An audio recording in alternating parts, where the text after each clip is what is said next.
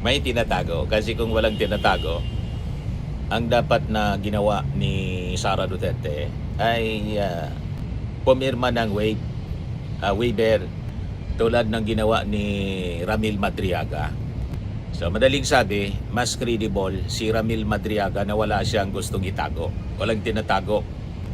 To support his claim na bilyon yung dumaang pera sa kanyang mga bank accounts, pumirma siya ng waiver. Si Sara pumirma ng complaint, yung asawa, para pigilin, mga kababayan, ang ginagawang hearing ng Congress. Ngayon, sabi dito ng mga nag-react, sabi ni Justin Feria, bakit di niya sinama si Trillanes sa kaso? Yan nga po, si Trillanes yung nagbulgar ng mga bank records. Hindi nila pinailan ng kaso si Trillanes kasi pag si Trillanes pinailan, mako-confirm talaga.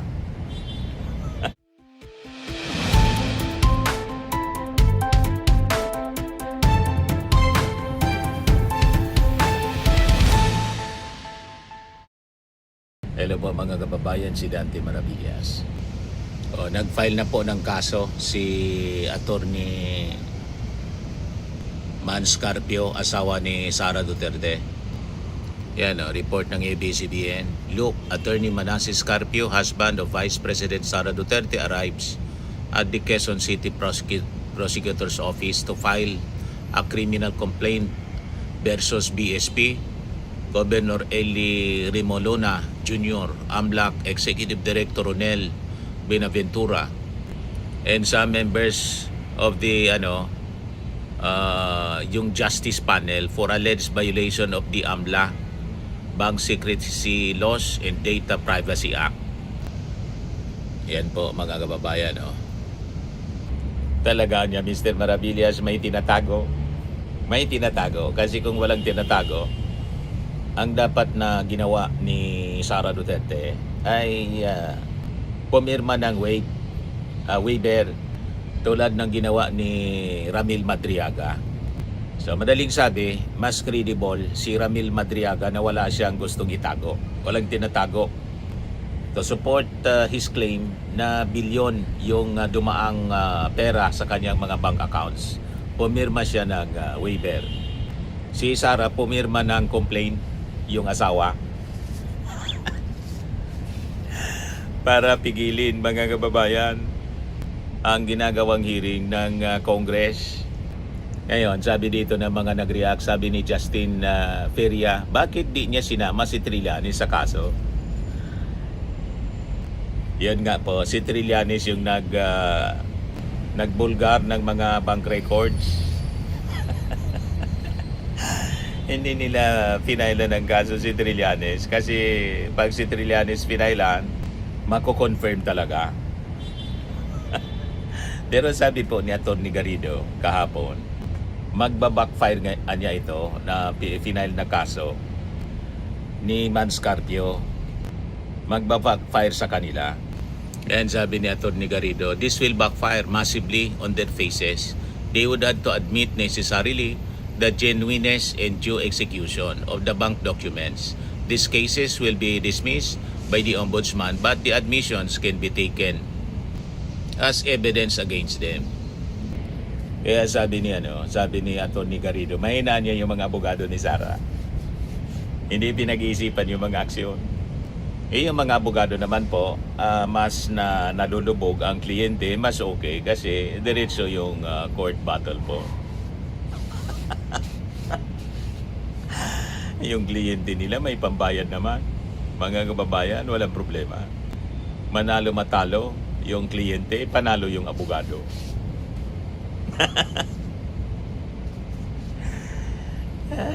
Ganon lang yun, mga kababayan. Sabi ng Voice of Millennials, AKIS filed a perjury charge because the bank transactions were false. Hindi perjury yung chinarge niya, yung kaso.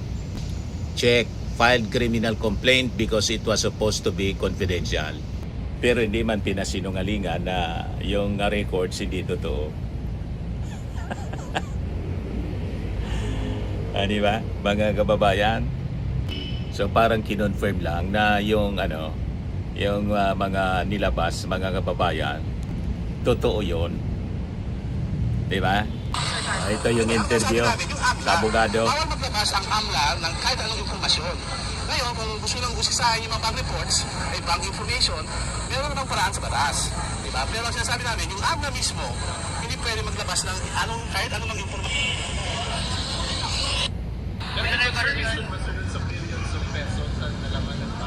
Eh, ang problema kasi, hindi naman kami binigyan ng kopya nung sinasabi ng AMLAC. Kayo ba binigyan? Nakita nyo ba yung mga galing sa bangko na reports? Diba? Kasi kung kami magkokomento, dapat nakita namin kung ano ba yung sinasabi ng bangko. Hindi yung sinasabi lang ng AMLAC. Diba? Kasi parang sinasabi nito ganito, sinasabi nito ganito. Parang mahirap yata mag-comment sa isang bagay na hindi mo naman ikaw mismo nakita. Diba? Pero pag nakita namin yan, sa tamang paraan, aming sasagutin. Walang consent. Walang consent. In fact, sumulat pa nga kami sa AMLAC April 16 bago maglabas ng subpoena na sinasabi namin, AMLAC, bawal yan ang sinasabing magpalabas ka ng impormasyon. So nagparating kami sa AMLAC na binabalaan sila, pero ganun pa rin, walang nangyari. Sir, reaction lang sabi ni Senator Laila De Lima, hindi daw covered ng prohibition sa Bank Secrecy Law ang impeachment. Kasi ang Bank Secrecy Law, di ba, RA 1405. 1955 pa yan na batas. May exceptions nga doon, sinasabi niya, di ba? Pero itong sinasabi naming batas na kanilang nilabag, 2021 na batas. Hindi. Bagong batas yun ng AMLA. Itong batas na to, ang nag-create sa AMLA. So, dahil nga meron silang maraming kapangyarihan, minabuti ng Kongreso na bigyan din ng limitasyon. Diba? Kasi sabi nga sa Spider-Man, diba? With great powers comes great responsibility. Diba? So, kung meron kang ganung power, Ang reference niya si Spider-Man. At ang limitasyon na yun, ang AMLA, hindi sila pwedeng basa-basa lang magpalabas ng mga informasyon. So, in any manner nga, basa yung Section 8A. Sir, kahit mag-proceed ito sa Senado na tata yung impeachment court, you're saying na hindi rin to allowed na ilabas yung mga bank transactions and bank reports ng PSA at Sir Carpio? Hindi, ang sinasabi namin, yung AMLA, bawal maglabas ang AMLA ng kahit anong impormasyon. Ngayon, kung gusto nang usisahin yung mga bank reports, ay bank information, meron namang paraan sa batas. Diba? Pero ang sinasabi namin, yung AMLA mismo, hindi pwede maglabas ng kahit anong impormasyon na nakuha nila galing sa mga bangko. Ngayon, nasa batas naman kung paano legal na paraan para kumuha ng bank information. Nasa batas din naman yun. Pero ang sinasabi lang namin, AMLA mismo, ang Kongreso mismo sabi, bawal ka AMLA. Bawal ka maglabas ng kahit anong informasyon. Kahit sa record po, hindi po tayo maglalabas din ng AMLA report sa Senate, nasa impeachment report. Hindi naman kami, talagang hindi naman pwede maglabas Kasi ang AMLA, siya ang dapat na maglabas ng impormasyon. Diba? Ang AMLA kasi, kung titignan yung batas, ang AMLA ay ginawa para sa money laundering. Diba? Para siya mag-imbestiga ng mga money laundering acts. Ngayon, hindi mo pwede naman gawin na wala ka ng money laundering na fina-file tapos magsisiwalat ka ng mga informasyon. Yun ang pinapahintulot na ayaw ng batas. Na sinasabi ng batas, bawal yan, pwede kang makulong 8 years. Okay? Kaya, kung susundin natin ng batas, wala sana problema. Para sana to Diba? Kumuha sila ng back inquiry order. Nasa batas naman yan. Pwede sila mag-apply sa CA. Diba? Eh, kung sundin natin ang batas, wala namang maagrabyado. Sir, is it correct to say that you neither admit or deny the financial disclosures dun sa may nilabas na Kaya una sinasabi ko nga, paano namin ma-deny o ma-admit yung mga sinasabing transaction kung hindi naman kami binigyan ng kopya ng AMLAC at hindi naman namin kami binibigyan ng kopya ng mga reports kung saan galing ang summary ng AMLAC. Pero yung may sa pag-uusap namin ni Atty. Carpio, he vehemently denies having Abogado siya ni Mans Carpio. He vehemently denies that. Pero sir, yung allegation na tumanggap ang pamilya na ng piso ng pera mula kay Samuel Uy, alam ba yun ni Atty. Carpio? Kasi haga namin, ang pagkibang ganun. pagpasok ng pera, ng deposits? Unang-una, sinasabi mo nga, I think Attorney Carpio will not be in a position to answer those questions. Kasi nga, hindi naman siya parte ng impeachment proceeding. At unang-una, sinasabi, transaction yun ni VP Sara, allegedly. Diba? So I think the lawyers of VP Sara can adequately answer that. And I think they have, no? They have denied it through Attorney Michael Powa. I think na-monitor yun naman yun, yung mga statement si Attorney Mike Powa at yung mga abogado na sa kay Fortune Narbasa. Anyway, with the case filed, kayang-kaya naman yan na sagutin mga kababayan ng Bangko Sentral ng Pilipinas. Ng AMLA, lahat naman may mga abogado. Legal department sila, saka ng Congress. So tingnan na lang natin kung ano yung mangyayari. Bakit niya Mr. Maravillas parang taranta ng taranta yung kampo ni Sara? Mabigat yung mga dokumento. Napakabigat. Documents versus daldal. Kwento lang. Press statement. So bakit mga kababayan hindi na makakalusot si Sara ngayon? Sa bawat kasing lumalabas na ulat mula sa COA, AMLAC, NBI at saka siyempre sa Kongreso, isang bagay po ang mas lalong lumilinaw.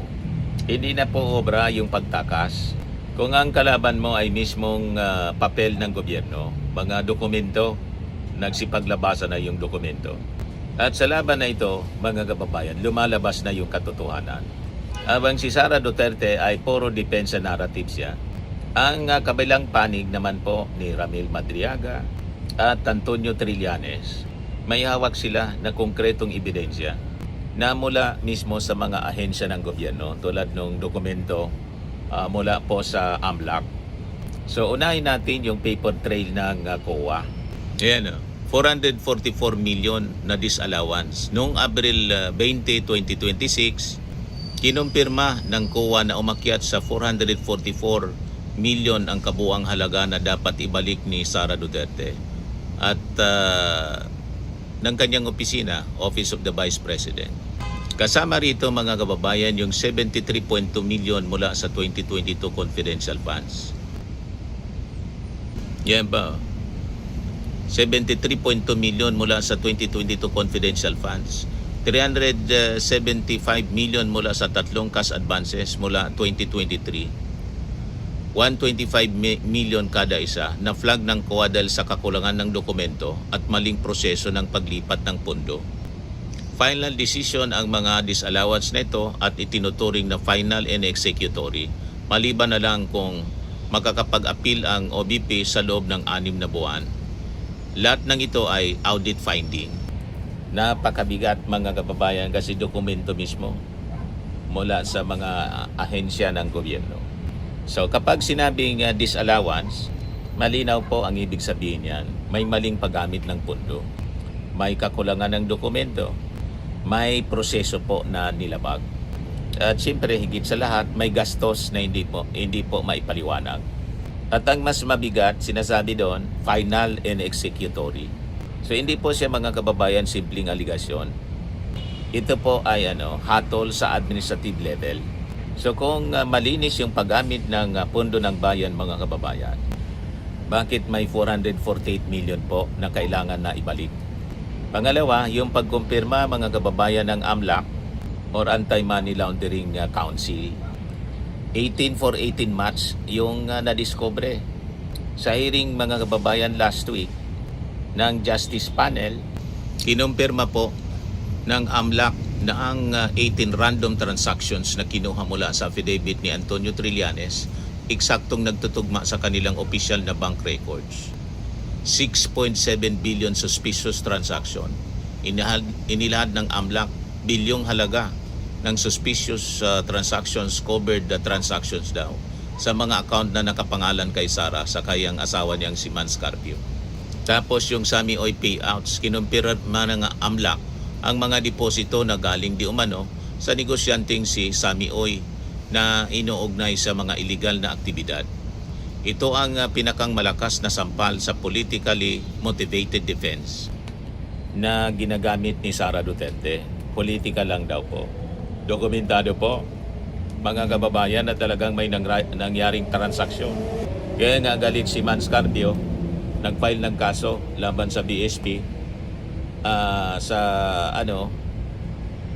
sa AMLAC, bakit daw nilabas. Pero hindi man niya sinabi na kung yung nilabas ay piki o hindi o totoo.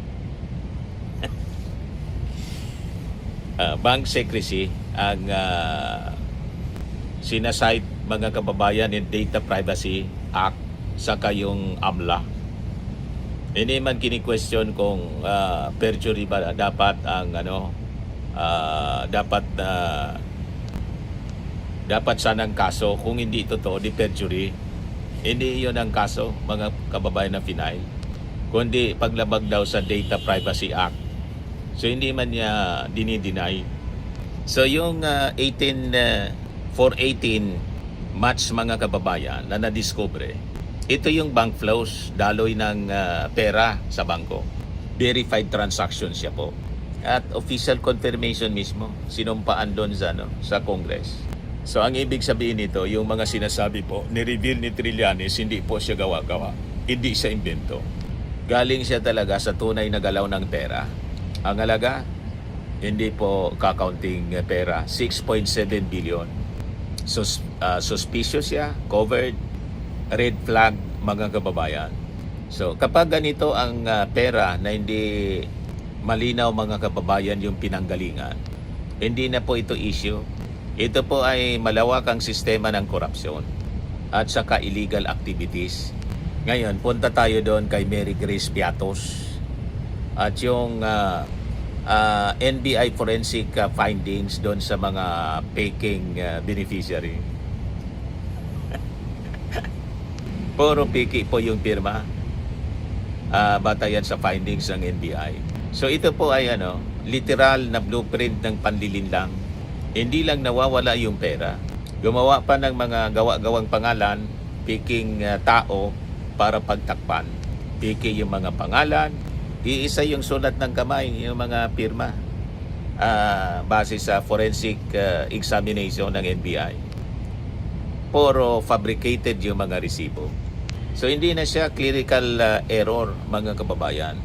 Masasabi natin ito ay deliberate, talagang sinadya. Hindi lang ito simpleng pagkakamali, hindi na matatawag kundi modus. Modus na po ang tawag sa ganyan. So kung may Mary Grace Piatos na hindi naman pala totoo, ilang tao pa kaya mga kababayan ang posibleng inimbento para mga kababayan may tago ang daan-daang milyon? O ngayon, punta tayo sa kasalukuyang status ng impeachment laban kay Sara. Ayon po kay Representative Jinky Luistro at Terry Ridon, case closed na ang usapin sa probable cause. Dahil sa bigat mga kababayan na mga nadiscover nila dokumentaryong ebidensya. So trial ready na mga kababayan. So inaasahan na ang impeachment complaint ipapadala na po sa Senado for trial. So ito yung punto kung saan natatapos mga kababayan ang debate at nagsisimula ang paniningil. Case closed sa probable cause. Ibig sabihin nito may sapat ng ebidensya. May malinaw na basihan, may dahilan para litisin si Sara Duterte.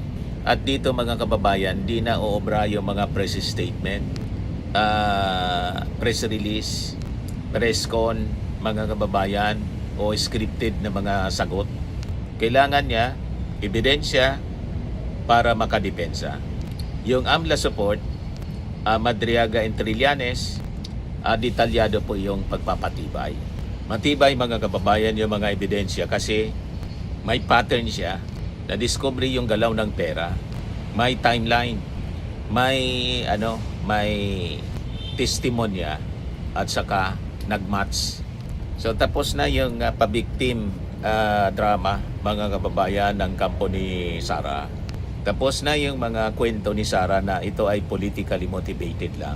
Kasi po ito'y binabangga mismo ng records, ng mga dokumento, bank records mga kababayan nagpapatunay na hindi ito gawa-gawa lang, politically motivated, may ebidensya.